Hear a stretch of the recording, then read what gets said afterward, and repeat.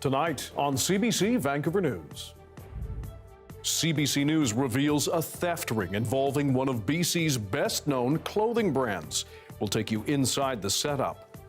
Plus, people move around, people travel, and there are different places that exposure to measles might have happened. more measles cases are being reported in BC, from the interior to the Fraser Valley and on BC ferries trips. And we know we can't afford it. World Cup costs runneth over. The province admits it will cost taxpayers more to host matches next summer, but insists it's worth it. The net benefit should be up to $1 billion. This is CBC Vancouver News.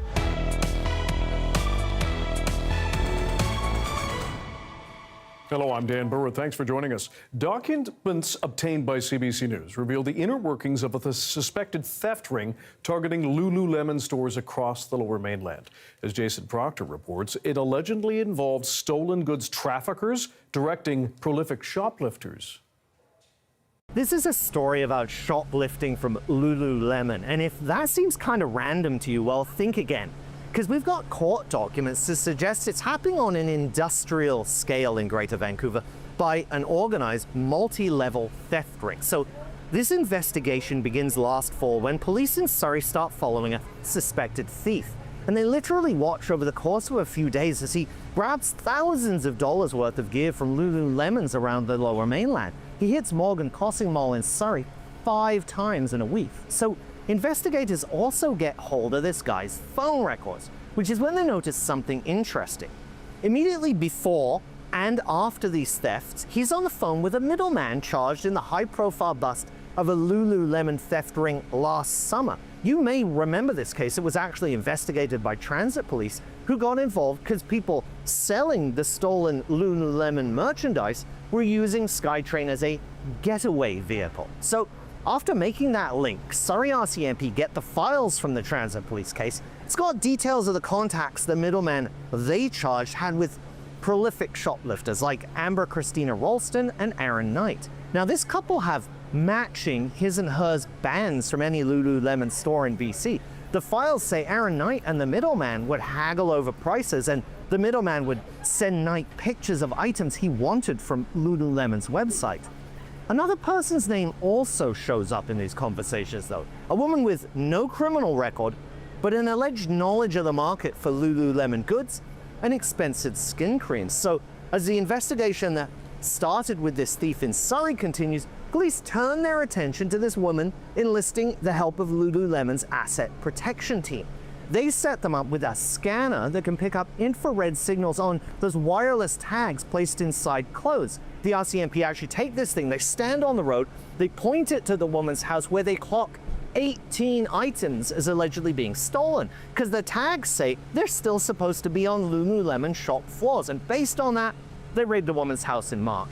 They seize what they argue in a civil forfeiture lawsuit is $175,000 worth of stolen clothes and cosmetics. Now, the woman hasn't been charged with a criminal offense, but the province wants to seize her house. Meanwhile, that thief that kicked off this whole investigation is now in custody. He's facing 24 theft charges, and the couple, Amber Christina Ralston and Aaron Knight, who are both in custody after being given multiple chances at release on terms that, included promises to stay away from Lululemon, promises, according to police, they just could not keep.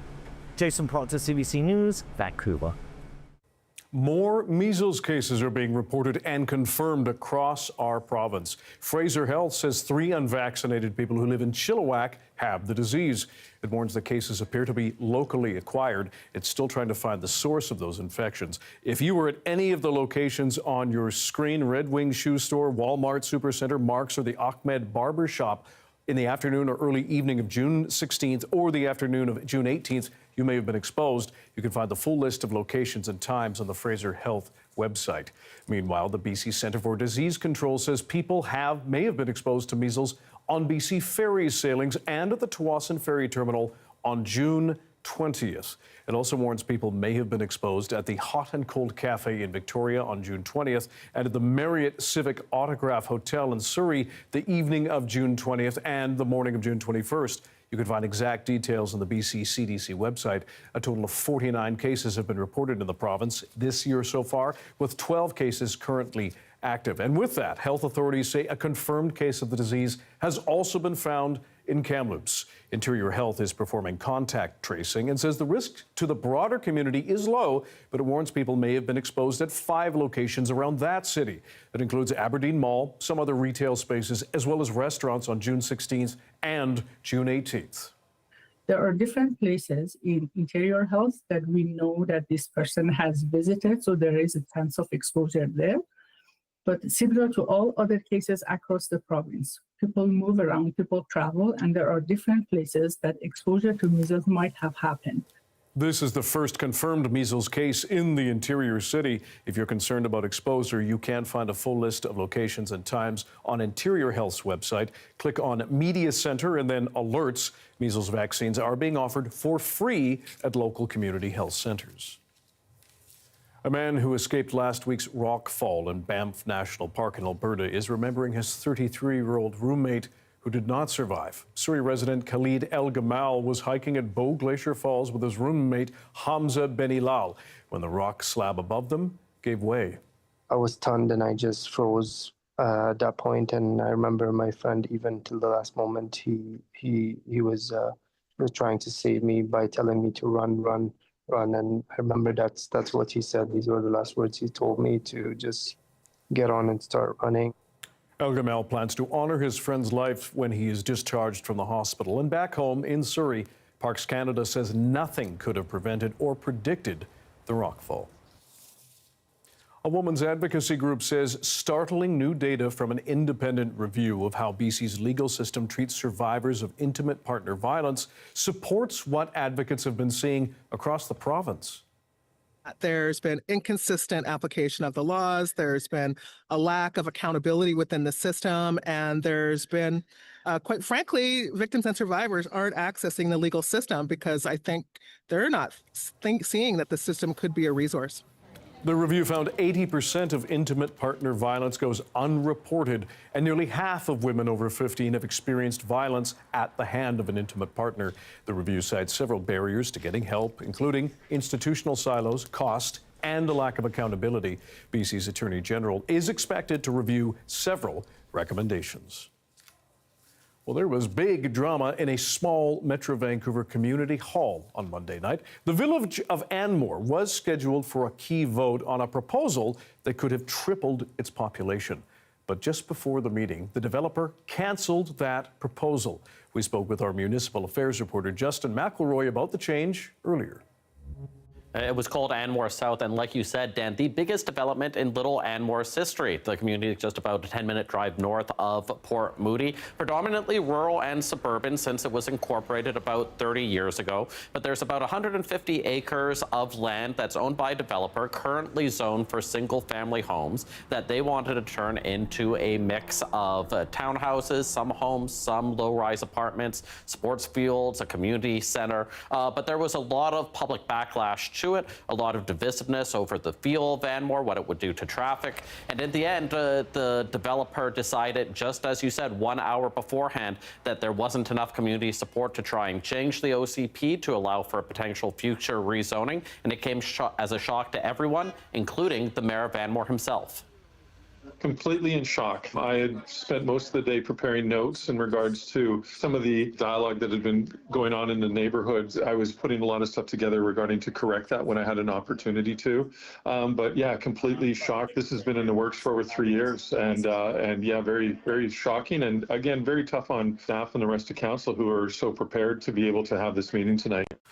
Lots of projects are floated across the region for all sorts of housing to council never happen. They usually aren't this big, though, for one community, and they usually aren't canceled just 1 hour before the public is set to hear about it and councillors are set to vote on it. Now, this cancellation of a proposal comes as we're hearing about more projects being scaled back, pulled back, developers having some problems. Is this case more about politics or money? It's certainly an interesting time for housing across the region and what developers want to do and what they can do. But in this case, it was about community opposition. Those against the project were very vocal. They threatened lawsuits over the process as well, and had amassed a lot of popular support. I spoke to one of those people against the project last night, and of course, she says she was elated, but also says this is an example of people power overrunning the potential opinions of a council. Democracy did not work. I mean, in the end, we got what we wanted, but I'm not happy with our council on how they handled this at all. I mean, the village, they kept saying there was a silent majority. We never saw it. Fight and demand fairness, and don't let them shut you down. You can win it. Of course, the developers still own that land, so we'll see what happens in the future. But at least for now, at least in the short and medium term, that part of Anmore will remain a forest. Okay, Justin McElroy, thanks very much. It was a night to celebrate, and loudly, in Abbotsford, as that city's AHL Canucks won the Calder Cup in a come-from-behind win on Monday night.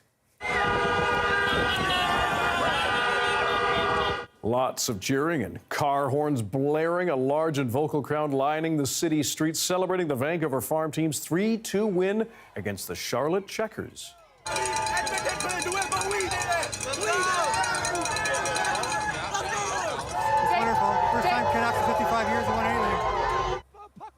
This is the fourth year in the AHL for the Abbotsford Canucks. They came back to win after spotting the Checkers the first 2 goals in Game 6.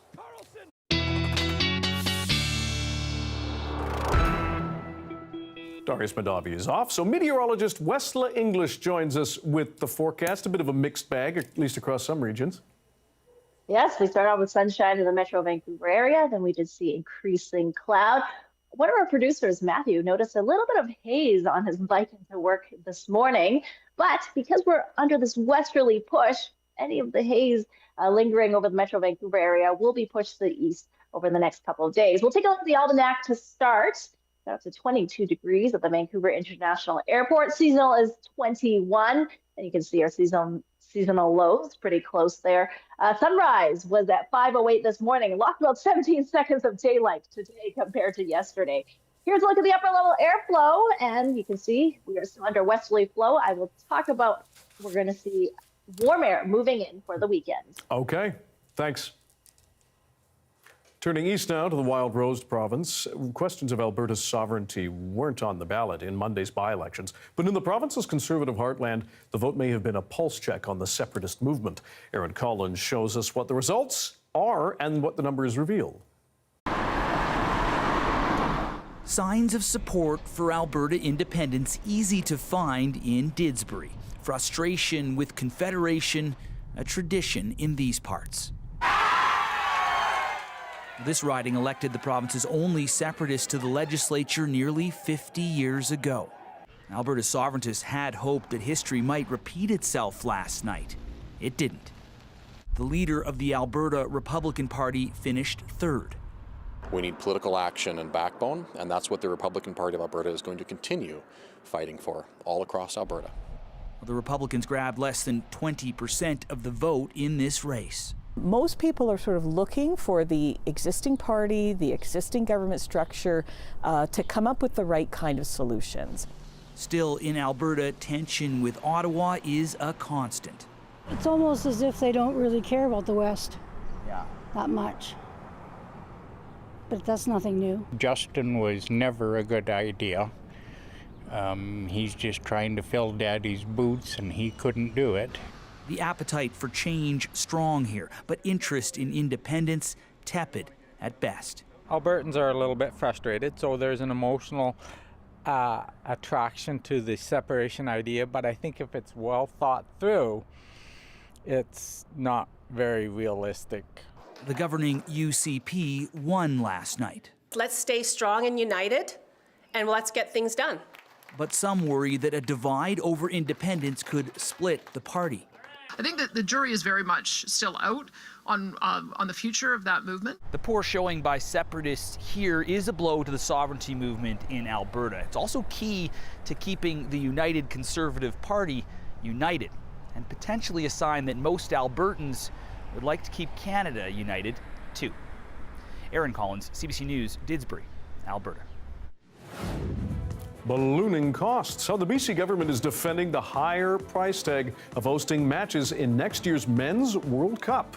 Stay with us.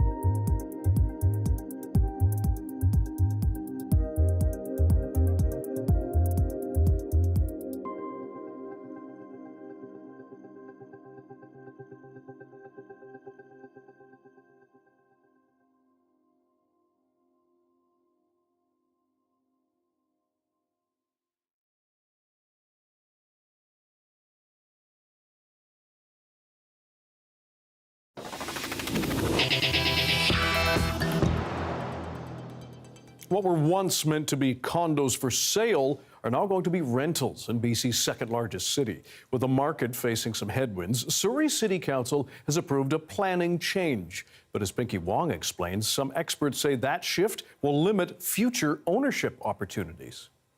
What were meant to be condos in the central core of Surrey are now destined to be rentals. City Council voted unanimously Monday to approve changes in development permits for 3 towers in Surrey. They were originally mostly meant to be condos, but will now be designed to be mostly rentals. This councillor blames rising construction costs as one of the factors condos are not being built. We're having a problem, quite frankly, right now, even getting people to get shovels in the ground. And while she admits the pre-sale market is struggling, she says housing is badly needed for Surrey's emerging population. More than 40,000 approved units in Surrey that have not yet been built. We're waiting for developers to come and take their, get their permits.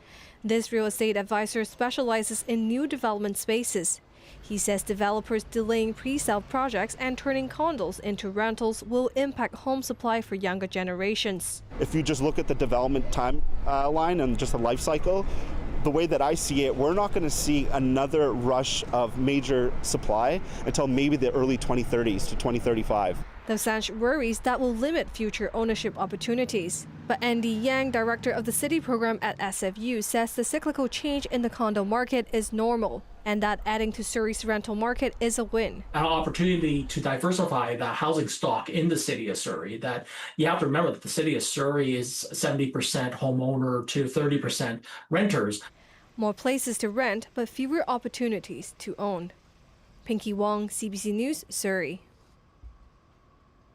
With less than a year to go until Vancouver hosts part of the 2026 Men's World Cup, costs are once again rising. Critics say it's too much for taxpayers, but as Katie DeRosa explains, the tourism minister insists it will be worth it. We are 364 days. The price tag for Vancouver to host 7 games of the 2026 Men's World Cup has ballooned again. The province now estimating it will cost taxpayers between $532 million and $642 million. That's an eye-watering amount of money. The head of the BC branch of the Canadian Taxpayers Federation is crying foul. $1 million a minute for a few soccer games, while food banks across BC are seeing record-breaking demand. It's more than double the initial estimate when the idea to host the games was first pitched in 2022. So what's behind the higher price tag? In part, higher security costs, says the BC government and City of Vancouver, especially after the Lapu-Lapu tragedy, which killed 11 people. The tournament will cost the City of Vancouver $281 million at the high end. Another $181 million will pay for improvements to BC Place as well as operational costs before and during the games. Those upgrades include more elevators for wheelchair access and redoing dressing rooms so that athletes won't have to shower in one communal area. BC's tourism minister insists it will be worth it. Yes, there is a cost, but the net benefit should be up to $1 billion in increased investment in the years post-games. Chandra Herbert says costs will be offset by nearly $500 million in revenue, including $260 million from Vancouver's new hotel tax.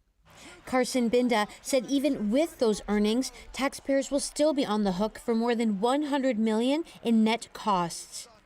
One sports economist who has studied FIFA closely says cost overruns are inevitable. Because you're selected as a host so far before the actual event takes place, any number of things can happen between then and the time the event happens that are usually unforeseen. The province estimates about 350,000 people will visit Vancouver during the World Cup. The tournament kicks off June 11th, 2026 in Mexico City and Guadalajara. Katie DeRosa, CBC News, Victoria. An overcast and cool late June day up in Prince Rupert. A view from the Cow Bay Marina, I should say. Westla English has your BC-wide weather forecast coming up.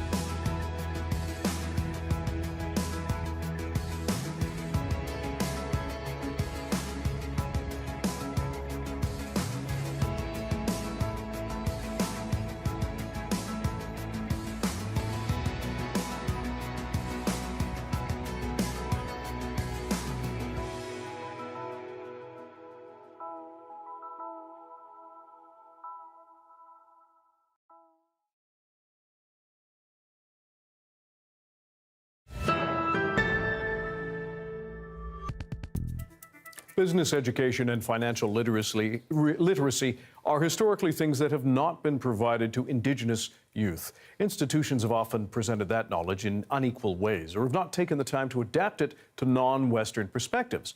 But now some educators are trying to change that. Dennis Thomas Wannock is the Indigenous Business Initiatives and Engagement Executive Director at UBC's Sauder School of Business. Dennis, thanks for joining us. You're also the Executive Director of the new Spitz Center for Indigenous Business Education at Sauder. You're a busy person. What are you working on?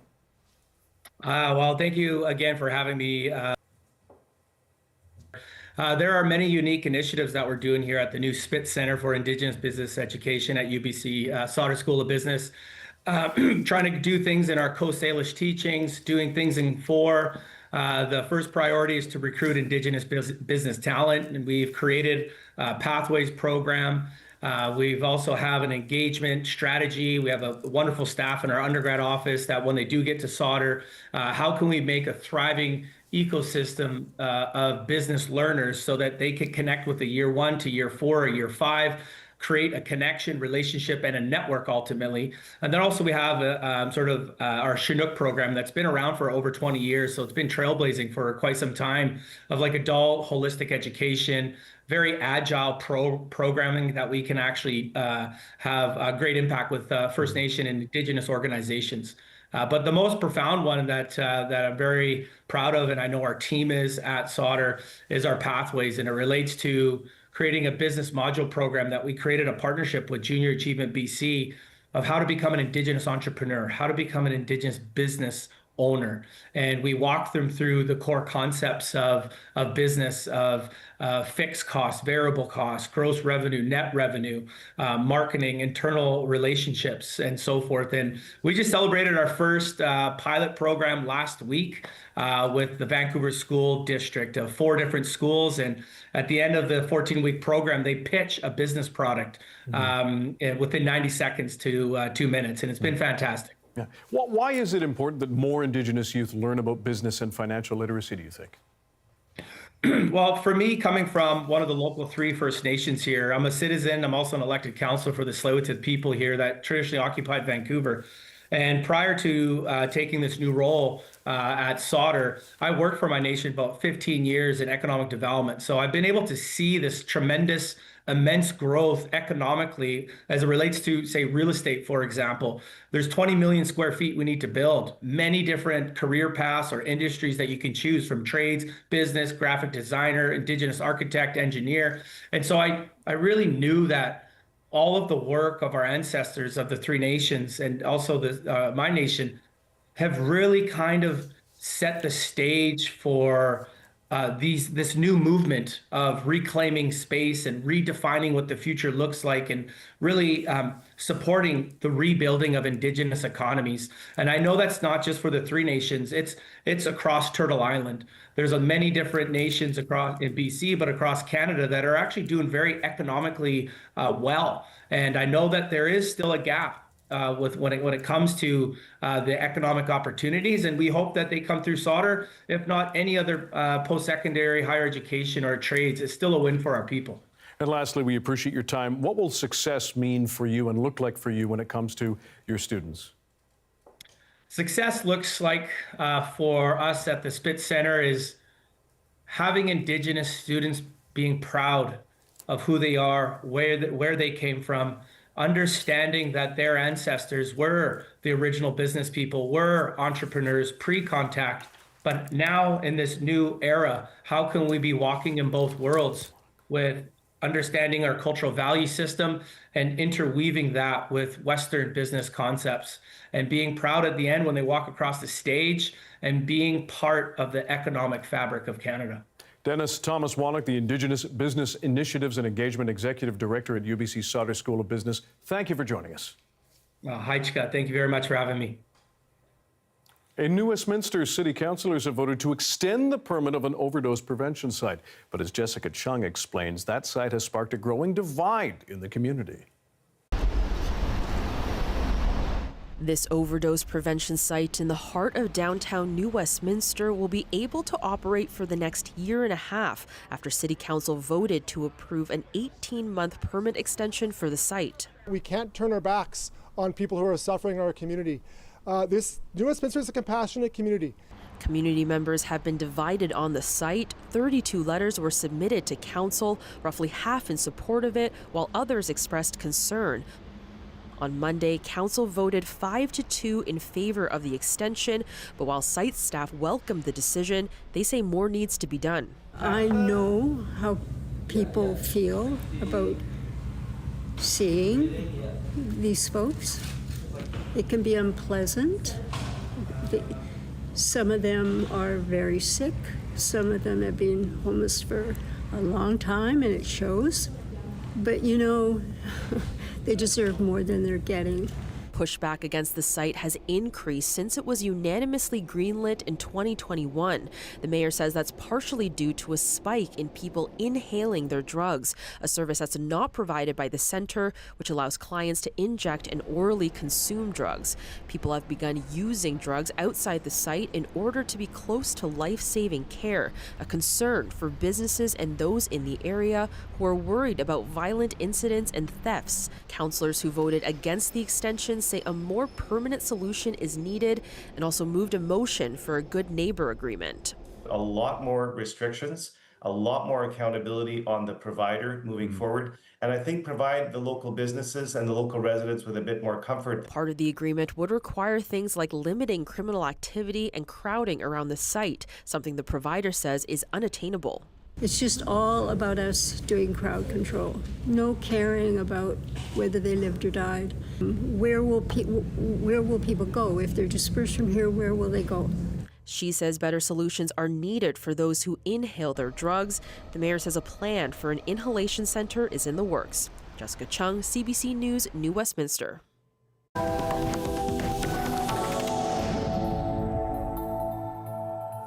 U.S. President Donald Trump says the ceasefire he brokered between Israel and Iran is holding, but he expressed deep frustration over the countries fighting again after his Monday evening announcement. Chris Brown has more. Israeli reaction to Donald Trump's F-bomb over Israel allegedly breaking the ceasefire that he helped broker has been to essentially overlook it. In a statement, the Prime Minister's office confirmed much of what we knew, that after Trump announced the deal in the middle of the night here, Israel embarked on a number of bombing missions in Iran, and that Iran responded before the ceasefire kicked in with its own reprisals. It fired ballistic missiles, at least one of which hit Beersheba and killed 4 people, including an off-duty soldier. Then Israel says Iran fired a couple of other single missiles over the next few hours, to which the defense minister here ordered another big strike on Iran, and that is apparently what set Trump off. In the end, Israel said it settled for a smaller reprisal, hitting a radar station in Iran instead.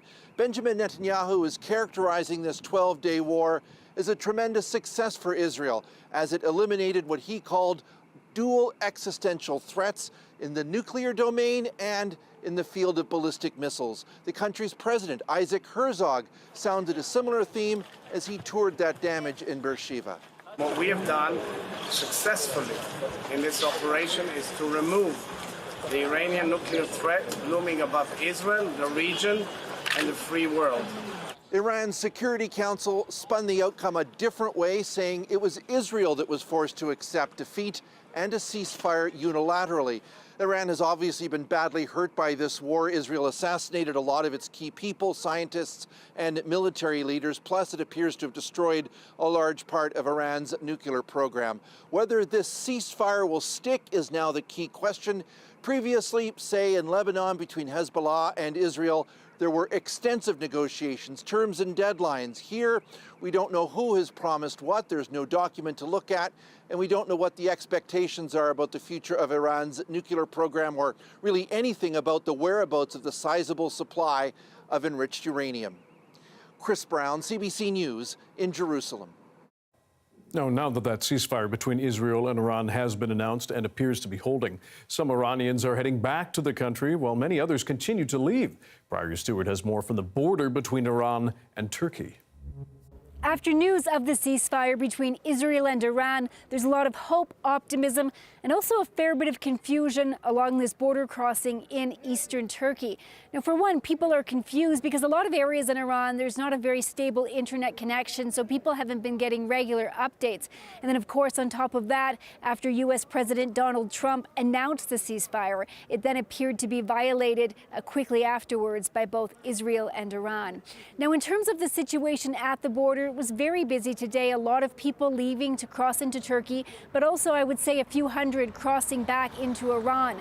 This border crossing is particularly busy because, of course, the Iranian airspace is still closed, and people who were out of the country at the time or perhaps in Iran on vacation visiting family just had to leave via the land border crossing. There'll be a ceasefire, and my government and the Israel also there are some problems, but I hope that the ceasefire will be happen. You know, the politics people, they are linked, they work together to damage Palestine and Iran and Israel. Everything, it's so bad. I was in Iran as a tourist, and I'm very sorry who made Iranian miserable, hard life like this. Now, a lot of people that we spoke to did not want to appear on camera, and in some cases didn't even want to give us their names because they're fearful of the situation in Iran and the level of repression against people who speak out and voice even really the slightest form of criticism. What we heard, though, is that people are very wary of the situation. They say that they think that the Iranian government will try to quickly rebuild the military and security infrastructure that was hit, and that it could further worsen the situation on the ground in Iran with the economy. Iran has a very high rate of inflation, and of course it is heavily sanctioned, so that's an issue for people. I spoke with a few English teachers who work remotely online teaching international students English. They were leaving because of the poor internet connection, and they didn't really think that it would be possible for them to keep working in Iran as things remain as unstable as they are. Briar Stewart, CBC News at the Kapakoi border crossing. Prime Minister Mark Carney is in The Hague tonight facing a big ask. NATO allies are debating more than doubling the defense spending target. But it seems Donald Trump believes it's already a done deal. Kate McKenna explains. It's a meeting of 32 allies, but the focus is on just one. U.S. President Donald Trump and his steep demand that allies boost defense spending to an eye-watering 5% of GDP. When I went to NATO, they were broke. When I first started this whole thing, it seems like a long time ago, 9 years, right? But they were broke. I knew it immediately. I said, you guys are broke. Trump posted a screenshot of a text from NATO's Secretary General Mark Rutte, implying 5% is all but a done deal, writing, "It was not easy, but we've got them all signed on to 5%. But Canada only just committed to hitting the existing target of 2%. Let's take the 5% of GDP figure, which is a big number. How much is it actually for you? 5% of our GDP would be about $150 billion. I mean, that's a lot. It's a lot. In an interview with CNN, Carney hinted how Canada might hit that number, using existing plans and expenses. Canada has one of the biggest and most varied deposits of critical minerals, which Trump was coveting. We are going to develop those. We're going to develop those in Canadian interest. Some of the spending for that counts towards that 5%. What you are hearing from our country and from our new Prime Minister is a solid commitment to ensuring that we are living up to our obligations. Canada's foreign minister is also proposing a review of the spending in 2029, which happens to be the year Trump leaves office. Already some allies, including Spain and Slovakia, are balking at 5%. But NATO Secretary General says time to pay up. My message to my European colleagues is stop worrying so much. Start to make sure that you get investment plans done. This is what you should work on. One key detail coming out of this summit is how long allies have to get to that 5%. Carney said on Tuesday it's likely to be a 10-year deadline. Kate McKenna, CBC News, The Hague. At 6:41, a live look at Montreal, where it's 28 degrees Celsius, but it hit 35 today, along with that humidity. The latest on the heat wave hitting Ontario and Quebec after this.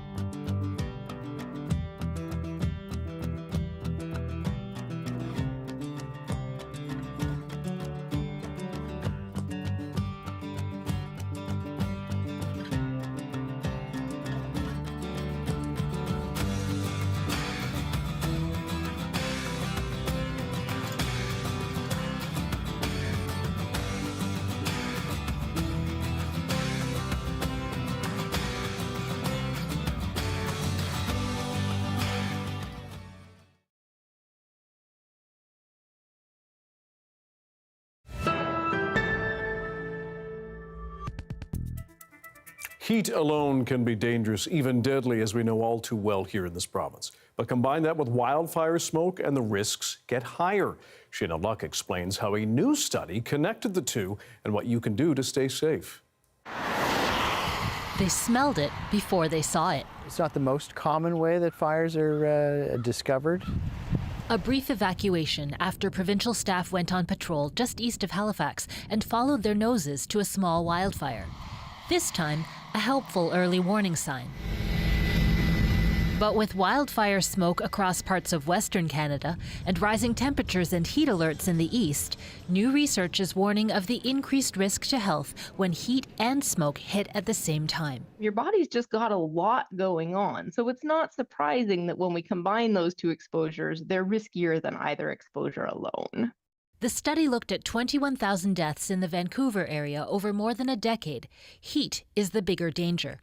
But layer on smoke, and the study found the risk of dying goes up 8%. That's compared with days that are neither hot nor smoky.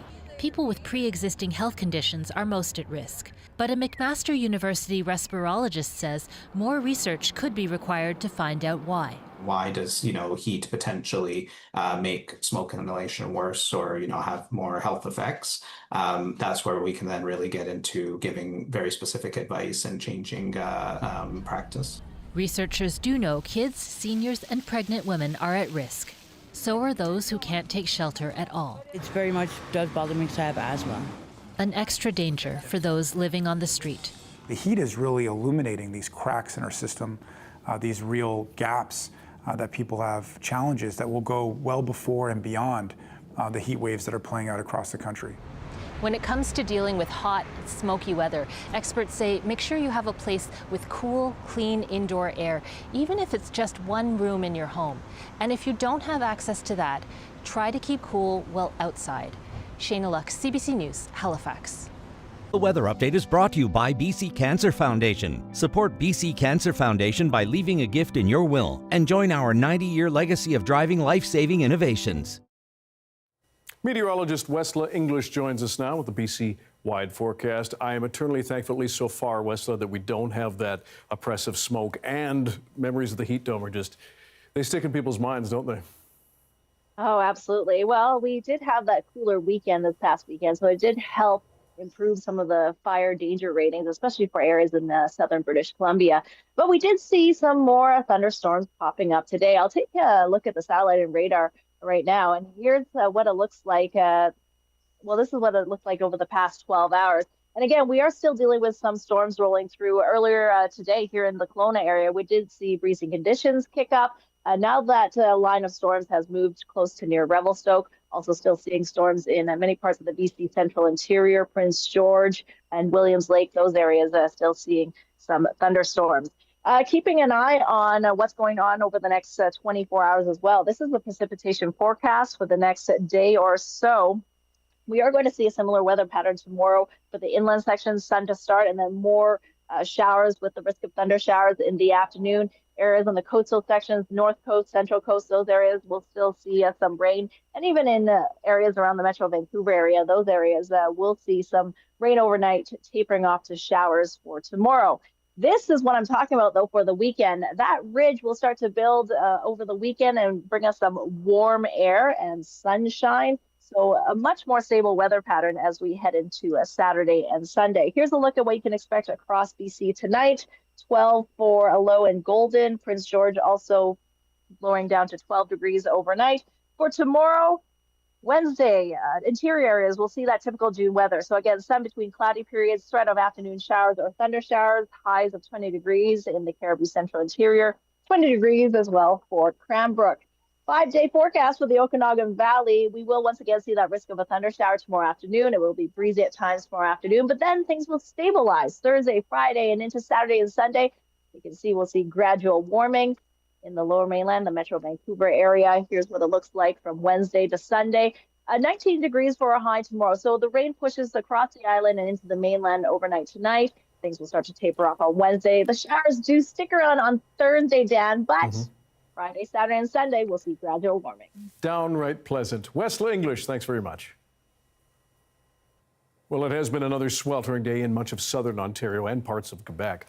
The regions are in the midst of an extreme heat wave. The high temperatures can be dangerous for your health because of the strain it puts on your body as it tries to cool down. Christine Burritt explains. If you're thinking it feels hotter than it did years ago, you're right. Canada is disproportionately heating up more than the rest of the world. Scientists say warming across Canada has been about twice the global average, with temperatures rising 3 to 4 degrees in parts of this country. And the hotter it gets, the harder your body has to work to cool itself. When the temperature rises, we try to get rid of that extra heat in the body faster. So our blood vessels expand. To keep your core body temperature around 37 degrees, your heart pumps faster to push more blood to the skin, which helps you sweat. As sweat evaporates, it sucks heat out of your body. But when heat or humidity gets too high, we can get into a situation of heat exhaustion relatively quickly. It stresses the heart, and dehydration strains our kidneys. How quick are we talking? Oh my gosh, it can be as little as minutes. Scientists say physical activity often leads to heat exhaustion in hot weather. Untreated, it can progress to life-threatening heat stroke. That can cause problems in your brain, that can cause problems in your heart, that can stress out your cardiovascular system, and things can get very severe very quickly. Heat kills more people worldwide than any other form of extreme weather, especially when overnight temperatures remain high. When you have 24, 25 degree temperatures through the overnight hour, that doesn't give you any relief, which doesn't allow your body to recover from that heat, and you just stay elevated and warm throughout the day and throughout the overnight as well. During heat waves, those who are young, elderly, pregnant, or have a mental illness and are on certain medications are at highest risk. Symptoms like dizziness and nausea need to be taken seriously. To stay safe, drink water, seek shade, and monitor those who may be struggling to keep cool. Christine Burritt, CBC News, Toronto. He's the NBA's most valuable player and playoff MVP after leading the Oklahoma City Thunder to the NBA title. And wouldn't you know it, he is Canadian. His story next.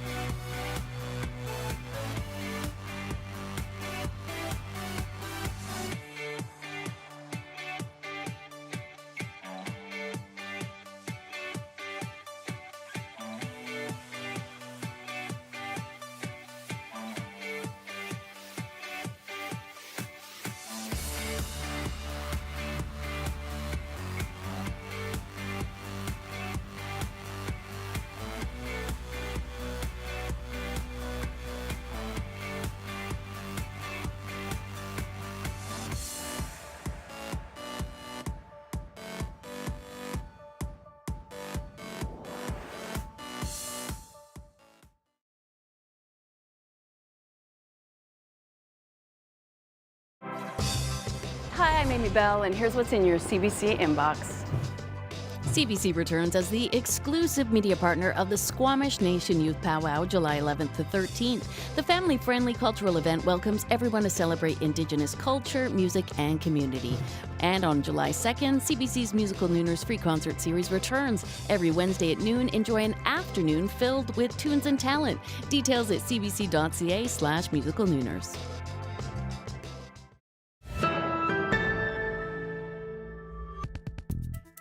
Canadian basketball star Shai Gilgeous-Alexander led his team to an NBA championship on Sunday. That has now cemented his status as one of the game's modern legends. Jamie Strachan has his story. The storybook season is complete. Canada's Shai Gilgeous-Alexander has done it all for the Oklahoma City Thunder. Shai Gilgeous-Alexander off the glass. Add an NBA championship to the list. I wouldn't have rather done it with any other group in the world. It feels good to be a champion. For the man known as SGA, it's the finishing touch on a season for the ages. As a kid, you dream, and every kid dreams, but you don't ever really know if it's going to come true. On top of the championship, Gilgeous-Alexander won the league MVP, playoff MVP, and scored the most points this season, something done by only 3 others: Kareem Abdul-Jabbar, Shaquille O'Neal, and Michael Jordan. He impacts every game and is a great player that is still growing and still improving, but I'm just so impressed by him and what he can do on the court. Those who have known him since he was a teenager growing up in Hamilton say all of it was achieved through hard work and endless hours in the gym. I know how much it goes into it, and if people knew how much, they wouldn't be surprised. But when you see all folded out in real time, it's something that it's a work of art. It's a masterpiece, and to be honest. It was like a hallelujah moment, something that you'll remember for the rest of your life. Just remember all the days going to practices and driving to tournaments. Basketball fans everywhere have enjoyed this historic season by SGA, nowhere more so than on courts here in Canada. It just comes to show that Canadian basketball came a long way, and that we have a bunch of good upcoming athletes. All of this leading to a potentially massive payday. SGA can sign a contract extension this summer that could be worth nearly $400 million, one of the most lucrative contracts ever. And the core of the Thunder is young and only getting better, the beginning of a potential dynasty with a distinctly Canadian flavor. Knocks down the first. What a special year it's been. Jamie Strachan, CBC News, Toronto. Thank you for being with us tonight on CBC Vancouver News at 6. You can watch this newscast on CBC Gem, our free app, as well as on YouTube and our website, cbc.ca/BC. We will have your next local news at 11 o'clock, right after the National. See you then.